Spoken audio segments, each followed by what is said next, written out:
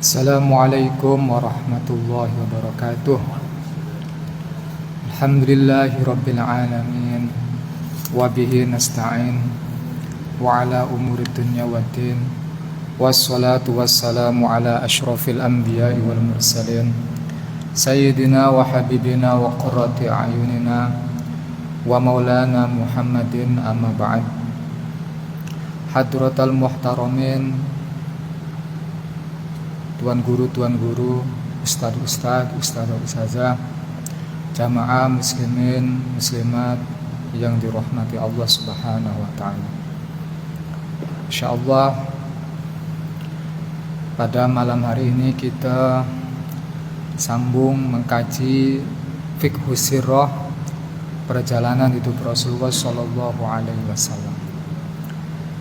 Bismillahirrahmanirrahim. Allahumma inni qad istawda'tuka ma 'allamtanihi fardudu ilayya 'inda hajati ilaih wa la tunsini ya rabbal alamin. Allahumma la sahla illa ma ja'altahu sahla wa anta taj'alul hazna idza syi'ta sahla. Qala al-musannifu rahimahullah wa nafa'na bihi wa bi'alumi fid dharain. Tuan puan yang dikasihi Allah Subhanahu wa taala, kitab ini telah sampai kepada kisah tentang mukjizat Nabi Muhammad sallallahu alaihi wasallam Isra Mi'raj. Amma qissatu dzalika faqad rawaha al-Bukhari wa Muslimun bituliha. Kisah Isra Mi'raj ini diterangkan, diriwayatkan dalam kitab Imam Bukhari dan kitab Imam Muslim yang panjang. Kitab Bukhari Muslim, Al-Imam Al-Bukhari dan Imam Muslim ini kitab yang valid, kitab yang terpercaya selepas Al-Quran dan hadis. Wa fiha annahu sallallahu alaihi wasallam ata utiya bil buraq wa huwa dabatun fawqa himarin wa duna bighalin yad'u hafirahu 'inda muntaha tarfihi. Wa fiha annahu sallallahu alaihi wasallam dakhala al-masjidal aqsa fa shalla fihi rak'ataini. Rasulullah didatangkan Buraq ini pada pertemuan sebelumnya sudah saya bahaskan. Buraq ini hewan persilangan antara kuda dengan keldai, sehingga kalau ikutkan tinggi tak begitu tinggi sangat, mudah dinaiki. Punya sayap warnanya putih, punya pelana terbuat daripada yakut, punya tali kekang daripada berlian ataupun mutiara. Dan Buraq ini sekali melangkah itu boleh mencapai apa yang kita tengok, tak terbatas. Tuan puan yang dikasihi Allah Subhanahu wa taala, pada pertemuan sebelumnya Rasulullah telah kita terangkan bahwa sampailah Rasulullah ini di sumur Zam-Zam. Setelah Rasulullah dibangunkan, dikejutkan oleh malaikat Jibril, dipapah oleh malaikat Jibril, dibawa ke sumur Zam-Zam, kemudian dibasuhlah, dibelahlah dada, dibasuh hatinya sehingga bersih, kemudian dimasukkan ilmu, dimasukkan hikmah, dimasukkan kekuatan, sebab nanti akan melihat tanda-tanda kebesaran Allah Subhanahu wa taala, hal-hal sesuatu yang menakjubkan. Dibersihkan hati bukan bermakna hatinya Rasulullah kotor, cuman bermakna maksudnya ialah menyempurnakan kesucian hati Rasulullah sallallahu alaihi wasallam. Setelah dipapah, Rasulullah disucikan, kemudian naik kendaraan Buraq. Semasa perjalanan kepada Masjidil Aqsa, Palestina, daripada Masjid Makkah Al-Mukarramah menuju Masjidil Aqsa naik Buraq. Semasa perjalanan Rasulullah diturunkan di Madinah. Di situ di Madinah itu tanah yang subur. Masa itu belum dinamakan Madinah. Rasulullah turun dekat situ, sholat 2 rakaat.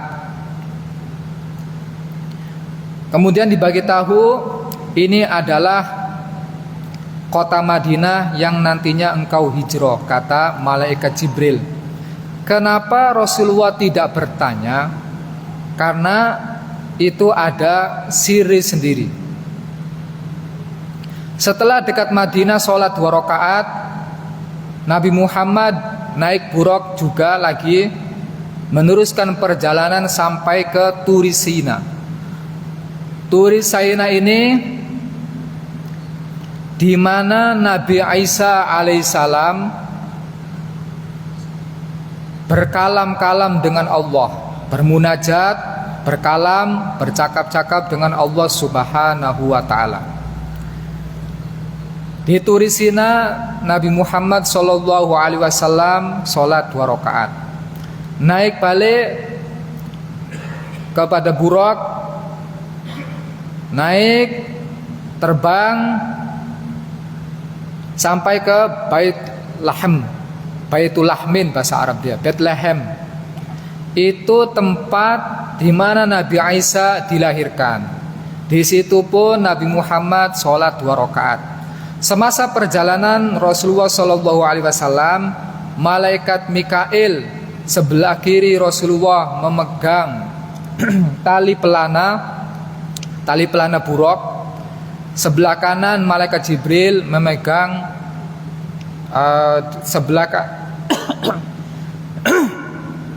sebelah kiri Rasulullah Shallallahu Alaihi Wasallam, malaikat Mikail memegang tali kendali. Malaikat Jibril belah kanan memegang pelana Rasulullah Shallallahu Alaihi Wasallam.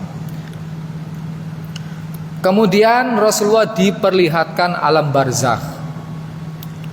Semasa perjalanan anak dekat sampai kepada Baitul Maqdis, Rasulullah tengok bawah, ada orang menanam tanaman, menanam pokok. Tanaman itu diambil, dipanen, baru diambil, tumbuh balik dengan cepat. Diambil, tumbuh balik dengan cepat. Kemudian kata Rasulullah, apa itu? Kata malaikat Jibril, itu diibaratkan orang yang berjihad di jalan Allah. Orang-orang yang mati syahid dalam berperang, maka pahalanya macam orang yang tanam pokok, dicabut, dipanen, tapi langsung tumbuh besar lagi. Dan pokoknya bukan cuma satu, tapi banyak. Mananya dia punya pahala berkekalan tak hilang-hilang. Yang berikutnya Rasulullah ditampakkan ketika nak sampai dekat Masjidil Aqsa, hidung Rasulullah mencium bau yang sangat wangi. Bau yang sangat wangi ini ternyata ini bau wanginya daripada Siti Masitoh. Tuan-puan yang dikasihi Allah Subhanahu wa taala, dalam perjalanan Isra ini masih Isra belum Mi'raj. Isra ini Rasulullah Shallallahu Alaihi Wasallam diperlihatkan isyarah-isyarah, gambaran-gambaran kelak nanti di akhirat. Ada sangat banyak, cuman saya akan ambil yang boleh kita ambil i'tibar, boleh ambil pelajaran. Yaitu Siti Masitoh. Siti Masitoh seorang perempuan, punya suami, punya anak 2. Yang satu ini masih kecil, usia agak-agak 8 bulan, tak sampai 1 tahun. Siti Masitoh itu khodim atau pelayannya Fir'aun. Tapi Siti Masitoh itu beragama Islam, menyembah Allah Subhanahu wa taala. Semasa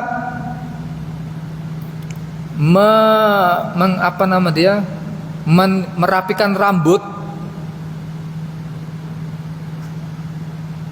alat untuk merapikan rambut sama dia apa ya? Sikat rambut itu, semasa menyikat rambut, anaknya Fir'aun terjatuh sikatnya Siti Masito mengambil dengan ucapan Bismillahirrahmanirrahim. Kantoi Siti Masito itu Islam, anaknya mengancam, kau punya Tuhan selain ayah saya laporkan, saya repotkan ke ayah saya. Ringkasnya direpotkan, diancam oleh Fir'aun, dimasak dekat kuali. Ada kuali besar boleh dimasukkan untuk manusia, memang digunakan untuk menyiksa. Semasa dimasukkan suaminya, Siti Masito masih tahan, masih kuat imannya. Dimasukkan anaknya yang besar-besar, Siti Masito masih kuat imannya. Ketika dimasukkan anaknya yang terkecil, yang masih baru beberapa bulan, Siti Masito gentar imannya. Imannya goyah. Tapi anaknya yang kecil itu, yang semestinya belum pandai bercakap, anaknya bercakap. Wahai ibu, jangan takut, jangan lemah iman, jangan gemetar, jangan goyah iman. Teruskanlah kita dalam keadaan betul di jalan Allah Subhanahu wa taala. Akhirnya semuanya itu dimasak depan kuali. Itulah yang menyebabkan baunya wangi. Jadi nanti kalau tuan-puan baca kitab akan diterangkan ada 4 baby kecil yang boleh bercakap. Tapi kalau baca di kitab Qissatul Mi'raj, syarah daripada Al-Imam Ad-Dardiri, yang boleh bercakap bukan setakat 4. Nabi Nuh ketika dilahirkan boleh bercakap, Nabi Isa ketika dilahirkan boleh bercakap, Nabi Musa ketika dilahirkan boleh bercakap, Nabi Muhammad Sallallahu Alaihi Wasallam ketika lahir boleh bercakap. Apa yang dicakapkan oleh Rasulullah? Yang dicakapkan Rasulullah semasa lahir ke dunia adalah Allahu Akbar kabira walhamdulillahi katsira wa subhanallahi bukratan wa asila. Itu yang diucapkan Rasulullah.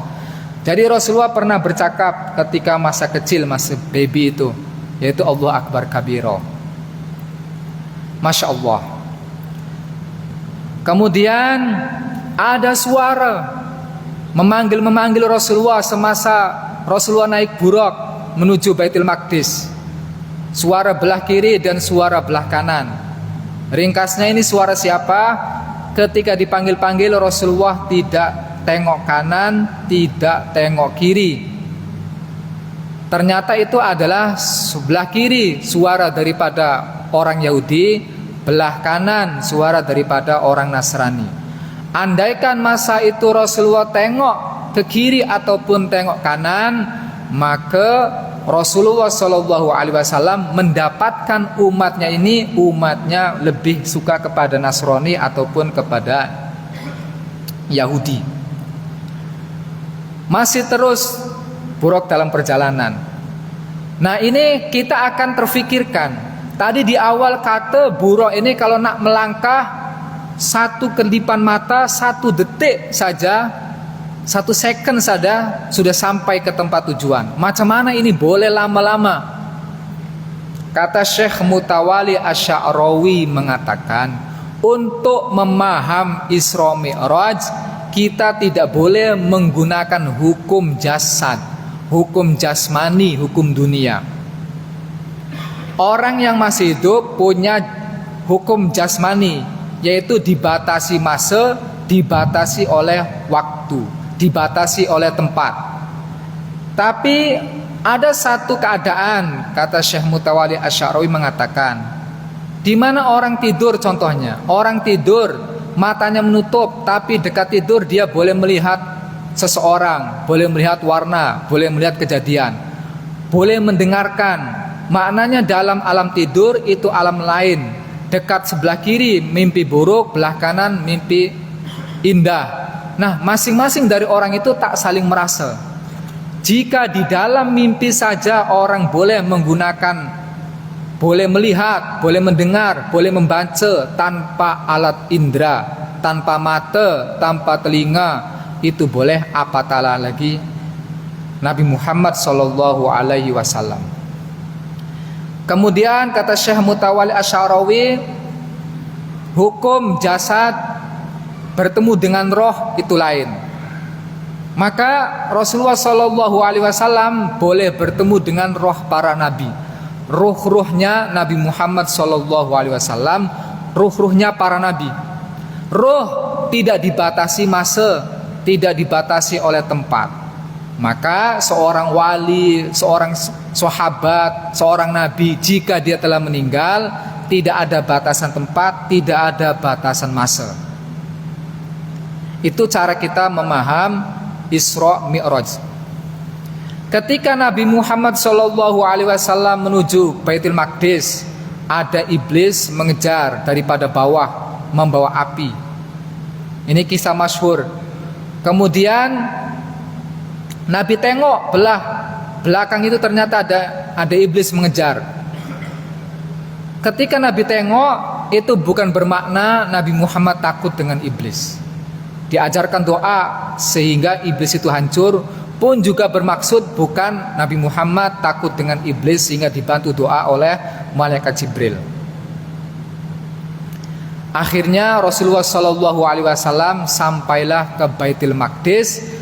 Di Baitul Maqdis itu sudah menunggu para nabi. Satu riwayat mengatakan yang menunggu di Baitul Maqdis itu bukan setakat para nabi, tapi para malaikat.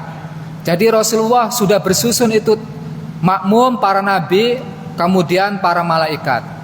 Maknanya di Baitul Maqdis itu ada asar, ada kesan, pernah disolati oleh ruh-ruhnya para nabi dan juga para malaikat.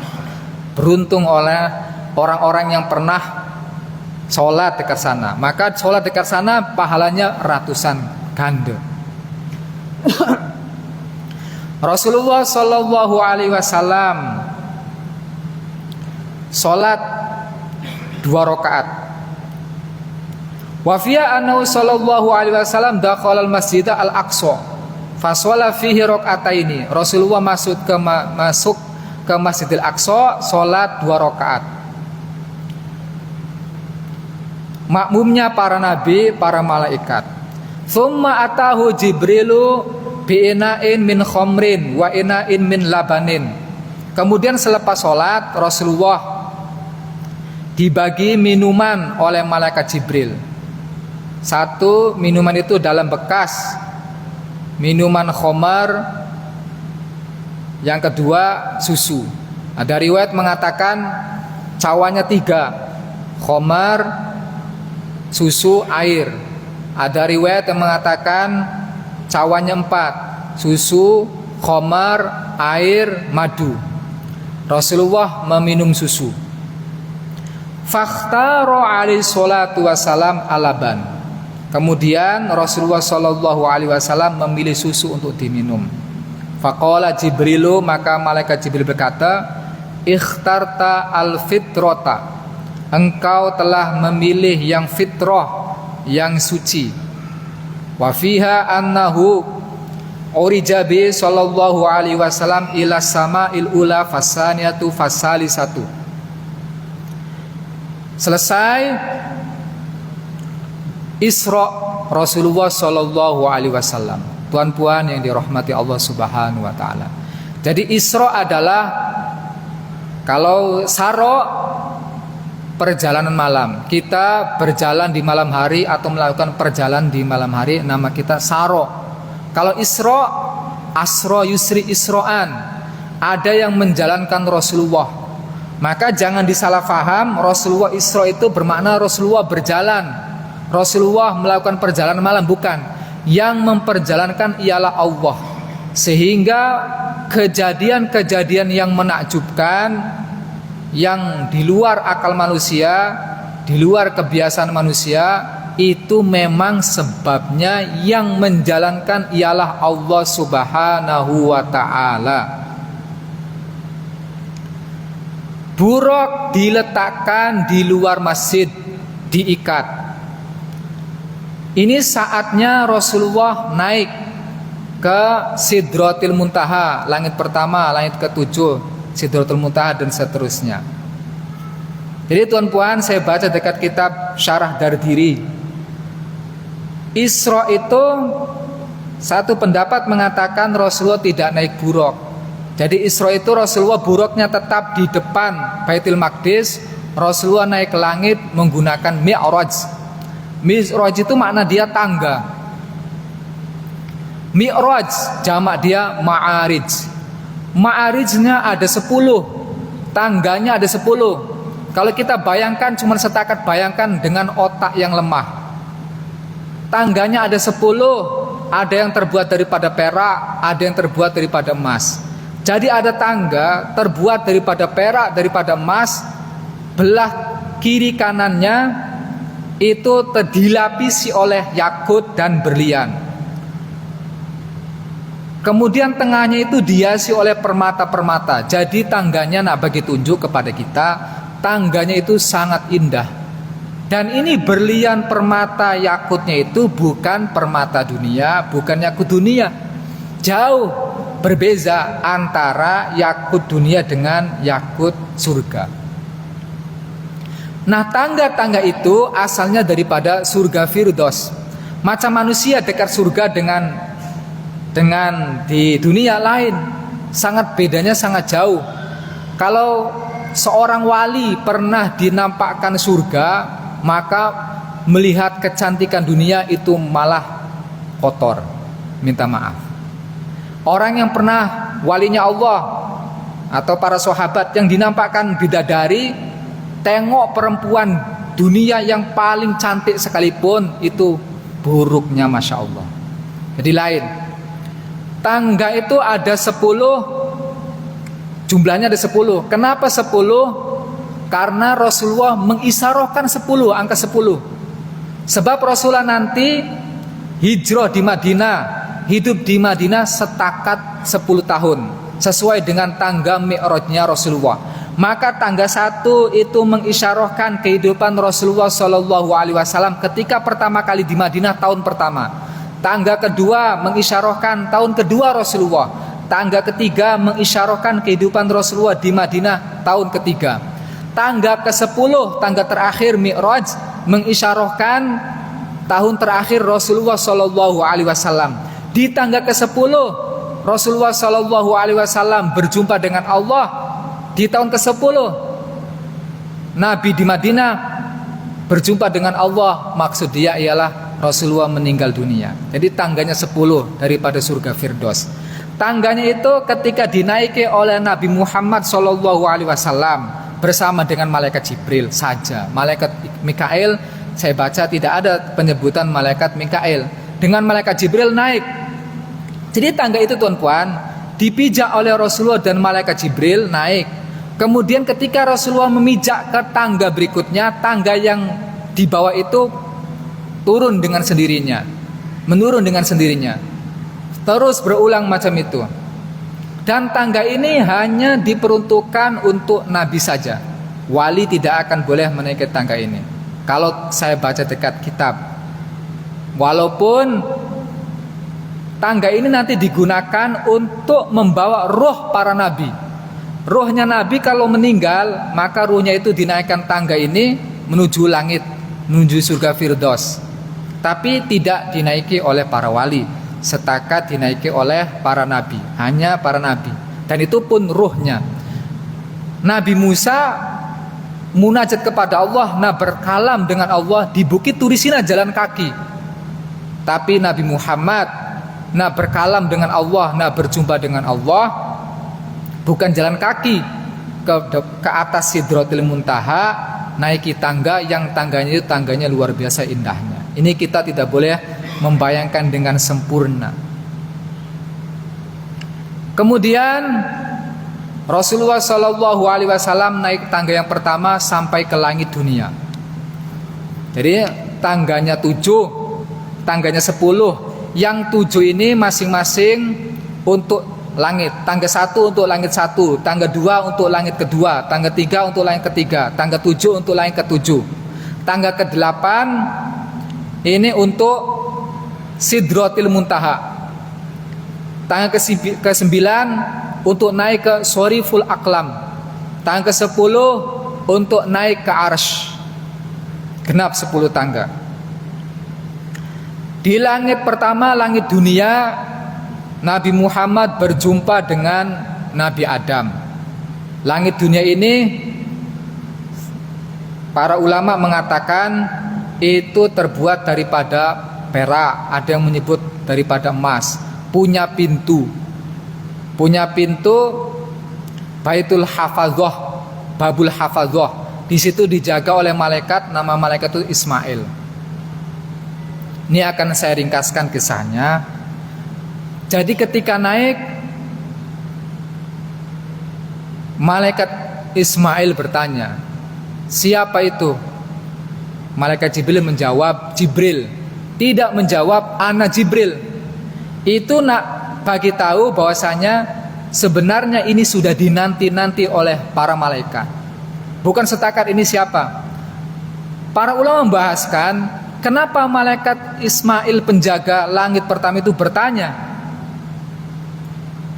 Karena nak bagi tunjuk kerinduannya para malaikat menanti-nanti Isra Mi'rajnya Rasulullah Shallallahu Alaihi Wasallam. Bukan setakat bertanya. Malaikat Jibril pun tidak menyatakan ana Jibril, saya Jibril, bukan, tapi langsung Jibril. Siapa yang bersama engkau? Muhammad. Ketika disebutkan Muhammad, tidak digelarkan Nabi. Ini Nabi Muhammad tak? Karena malaikat sudah tahu Muhammad itu nanti akan naik. Kenapa ditanya pula siapa ini Muhammad? Apakah sudah diutuskan untuk naik ke langit? Sudah. Kenapa ditanyakan? Karena mereka rindu. Bukan malaikat ini tak tahu, tapi mereka rindu. Kemudian bukan setakat rindu, tapi tanah uman, merasa nikmat. Jadi ketika para malaikat mencintai sesuatu, suka menyebutnya Muhammad. Kenapa Muhammad? Apa sudah disebut? Sudah diisrokan, sudah dimi'rajkan. Karena mereka rindu juga merasa nikmat. Macam kita mencintai seseorang, kita akan sebut namanya. Karena dengan menyebut nama orang yang kita cinta itu, hati merasa tentram, hati merasa nikmat. Jadi malaikat itu boleh tahu. Kenapa? Karena langit itu jernih, bening. Jadi boleh nampak itu malaikat Jibril. Itu Nabi Muhammad Shallallahu Alaihi Wasallam. Dibuka bertemu dengan Nabi Adam alaihissalam. Di langit pertama berjumpa dengan Nabi Adam. Berjumpa dengan Nabi Adam. Nabi Adam ketika tengok kiri menangis, tengok kanan bahagia. Ini kisahnya panjang. Ringkasnya Nabi Adamlah yang melahirkan kita semua. Sehingga Nabi Adam merasa sedih ketika ada umatnya, ketika ada keturunannya itu ahli maksiat masuk neraka. Nabi Adam sedih. Ketika tengok kanan, keturunannya itu masuk surga, Nabi Adam bahagia. Bismillahirrahmanirrahim. Wa fiha annahu Orijabe sallallahu alaihi wasallam ila samail ula fasaniyatu fasalisatu, naik ke langit pertama, naik ke langit kedua, naik ke langit ketiga dengan pertanyaan yang sama. Setiap kali naik langit kedua pertanyaannya sama, langit ketiga pertanyaannya sama, langit keempat pertanyaan sama, langit kelima pertanyaannya sama. Siapa itu? Jawabnya malaikat Jibril. Dengan siapa? Muhammad. Kenapa dikatakan dengan siapa? Apakah patutnya tanya sendiri bersama dengan orang, tapi sama siapa? Karena mereka tahu. Bagaimana malaikat tahu? Ada yang mengatakan karena cahayanya Rasulullah Shallallahu Alaihi Wasallam. Jadi walaupun yang menjawab Jibril, malaikat tahu. Pertanyaan sama, siapa yang datang? Siapa ini? Malaikat Jibril. Bersama siapa? Nabi Muhammad. Apa diisrokan? Sudah diisrokan, dimi'rajkan? Sudah. Semua malaikat yang mengatakan itu sebagai penjaga-penjaga mengatakan itu sebab tanah uman, merasa nikmat. Kedua, tasyawuqan, karena rindu kepada Rasulullah Shallallahu Alaihi Wasallam, karena mereka tahu, mereka menunggu-nunggu Nabi Muhammad naik ke langit. Wahakadha, dan demikian itu hatta duibabi ila sidratil muntaha, sehingga Nabi sampai kepada sidratil muntaha. Sidratil muntaha tuan-puan, sidro itu pokok sidro, muntaha itu ujung, sangat sangat sangat tinggi sekali. Ada yang mengatakan Sidratul Muntaha itu akarnya dekat langit ke-6, pokok ujungnya di langit ke-8. Di langit ke-8 itu tempat kursi. Jadi sangat tinggi. Antara langit satu dengan langit lain jaraknya itu adalah 500.000 tahun cahaya. Jadi pokok itu sangat tinggi. Ada yang mengatakan pokok itu macam kuping gajah, telinga gajah. Tapi kita tak boleh gambarkan, setakat menceritakan macam itu saja. Otak kita tak akan mampu. Cuman kenapa dikatakan Sidratul Muntaha? Sidratul Muntaha itu punya sifat 3. Satu, zilun mamdud. Yang kedua, ta'mun ladid. Yang ketiga, rohayatun zakiyatun. Sifat 3 ini mewakili iman. Sidratul Muntaha zilun mamdud, boleh bernaung yang sangat luas. Itu mewakili iman, yaitu cabang amal. Iman cawangannya 3, amal, niat, ucapan. Nah, zilul mamdud mewakili amal. Sidratul Muntaha punya daun yang lebar, yang luas, itu mengumpamakan dengan amalnya manusia.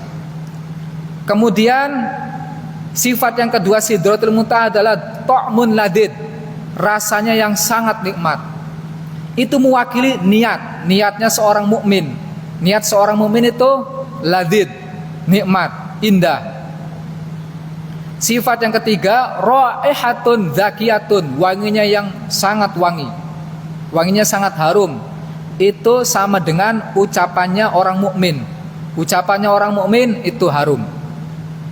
Jadi kenapa dikatakan Sidratul Muntaha? Karena punya 3 sifat mewakili iman, yaitu amal, niat, dan kaul.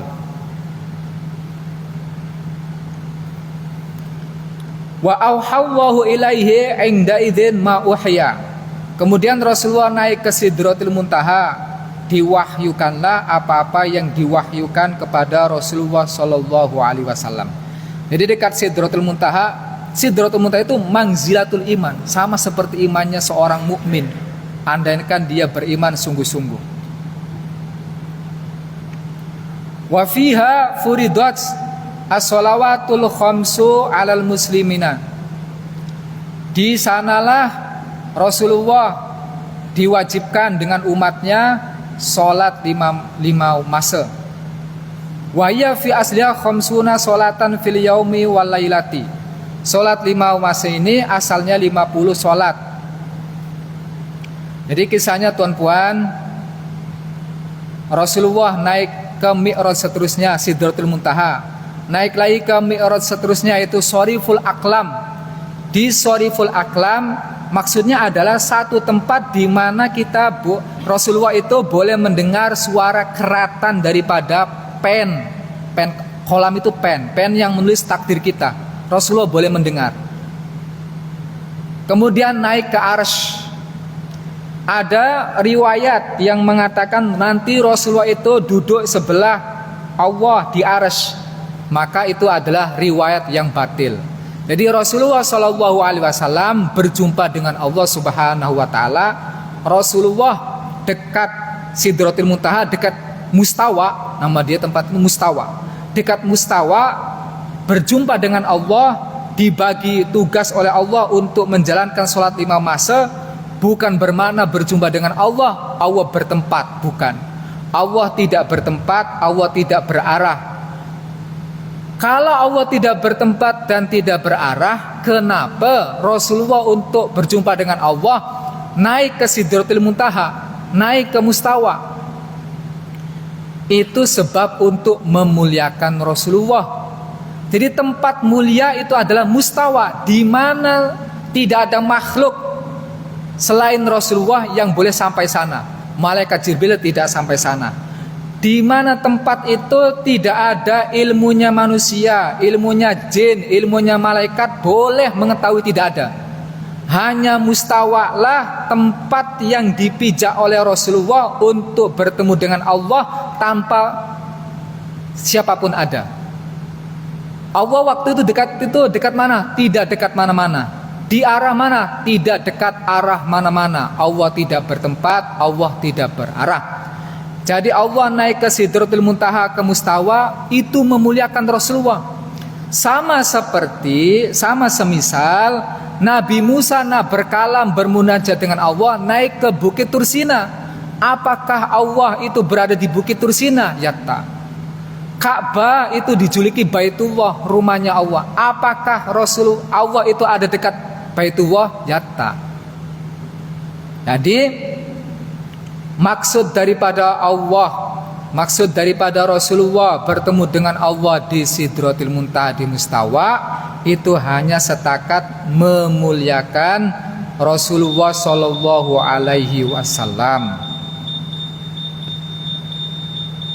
Jadi ada beberapa riwayat yang itu tidak betul, tidak kita ikuti.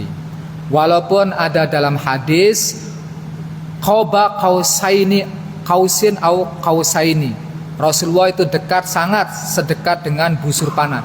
Itu setakat bermaksud dekatnya Allah dengan Rasulullah, tapi bukan dekat makan tempat, tapi dekat makanah, yaitu derajatnya Rasulullah paling tinggi di antara rasul-rasul lainnya.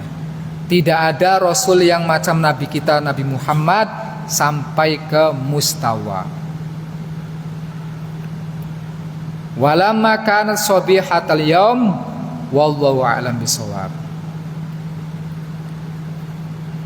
Insyaallah tuan-puan yang dikasihi Allah Subhanahu wa taala, pada pertemuan berikutnya ini terakhir daripada kisah Isra Mi'raj, yaitu ketika dikabarkan kepada orang Quraisy, di mana kisah Isra Mi'raj ini menjadi senjata tajam untuk orang kafir untuk menertawakan Rasulullah, dan senjata tajam yang memotong imannya umat muslim yang imannya lemah.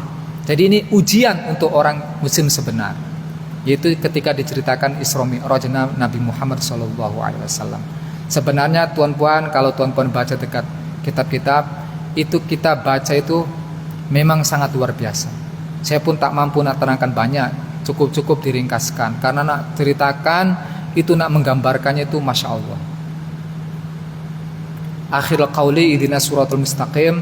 Assalamualaikum warahmatullahi wabarakatuh.